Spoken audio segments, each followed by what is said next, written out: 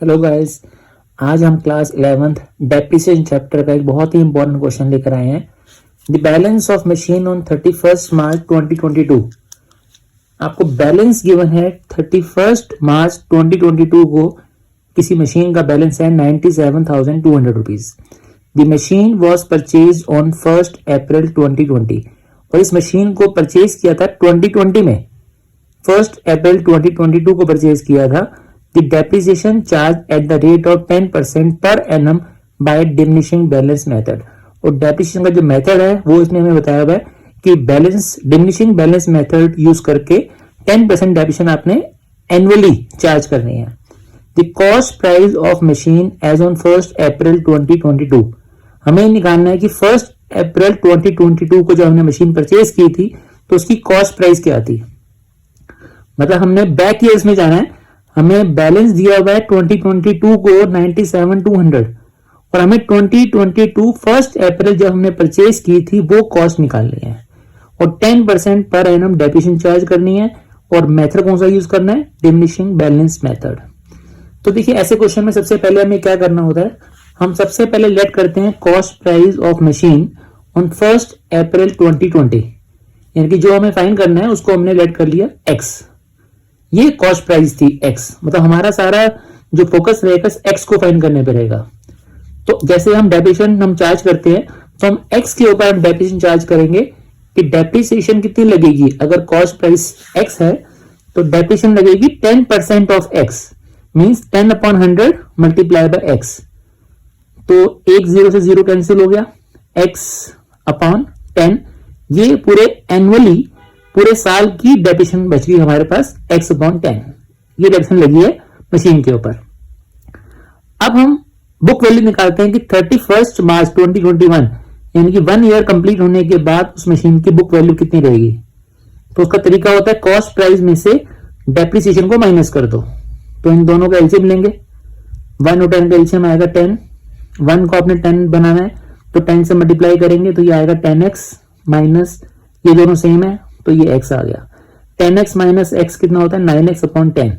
ये 1 year complete होने के बाद उस मशीन की बुक वैल्यू आ गई 9x/10। अब इसके बाद हम आगे बढ़ते हैं सेकेंड ईयर की तरफ। तो जो 9x/10 हमारी वैल्यू आई है ये आई थी 31 मार्च 2021 में। तो अब नेक्स्ट ईयर कौन सा होता है, cost price of machine on 1 अप्रैल 2021, यानी कि जब ईयर एंड हुआ 31 मार्च 2021 था। अब उसकी अगली डेट जब मशीन की आएगी कॉस्ट प्राइस वो आ गई 1 अप्रैल 2021 को 9x/10। अब इसके ऊपर हमें लगानी डेप्रिसिएशन 10%, हमें मालूम है 10% ऑफ 9x/10, क्योंकि डिमिनिशिंग बैलेंस मेथड है तो हमें इस 9x/10 के ऊपर 10% लगानी है। तो 10/100 multiply by 9x/10, 0 to 0 cancel हो गया।